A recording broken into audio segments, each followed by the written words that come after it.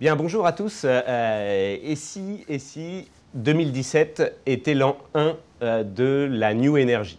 C'est en tout cas notre conviction chez Wavestone et on va vous proposer de rythmer cette année avec un certain nombre d'avis d'experts, de retours d'expérience clients, de facts and figures qui permettent d'illustrer en quoi cette transformation devient réelle, devient concrète. On va le faire autour de 3 axes principaux, cleaner, plus propre, closer, plus local et smarter, plus intelligent.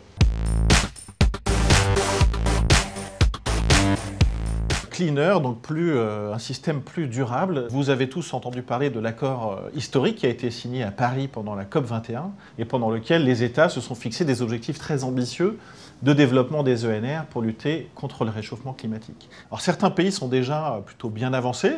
Je peux citer l'exemple du Costa Rica qui l'année dernière a produit près de 100% de son électricité à base d'énergie renouvelable.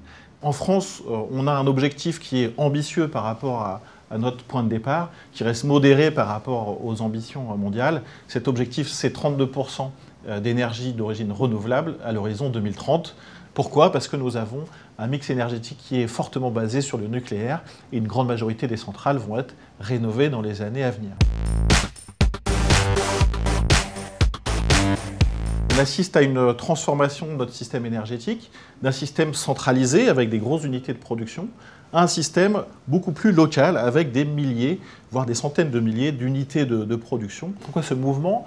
Parce qu'il y a 2 nouveaux acteurs qui montent en puissance. Premièrement, les citoyens qui deviennent producteurs d'énergie, qui installent des panneaux photovoltaïques sur leur toit et qui commencent à produire leur propre énergie.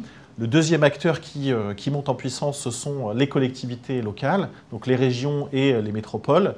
Pour prendre des exemples un peu emblématiques à l'étranger, la ville de San Francisco a installé plus de 10 000 panneaux photovoltaïques sur les toits des citoyens, des entreprises, des bâtiments administratifs. Nul doute que ce mouvement va s'accélérer, il est favorisé par la réglementation et donc c'est un mouvement qu'il va falloir suivre de très près.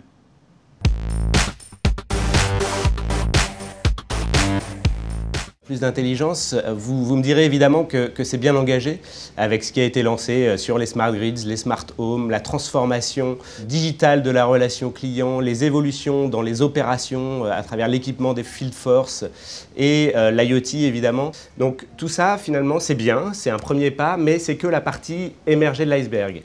Et aujourd'hui le vrai sujet il est autour de la donnée et de sa valorisation et donc de l'intelligence artificielle. Ça va être le sujet pour les énergéticiens dans les prochaines années, d'embrasser réellement cette transformation et de s'approprier ce que sera leur intelligence artificielle et de ne pas la laisser préempter par d'autres acteurs plus digitaux et plus habiles dans ces nouvelles disciplines. On vous donne rendez-vous dans quelques semaines pour une vidéo spécifique sur le sujet de l'intelligence artificielle dans l'énergie et de comment s'y préparer. On compte sur vous.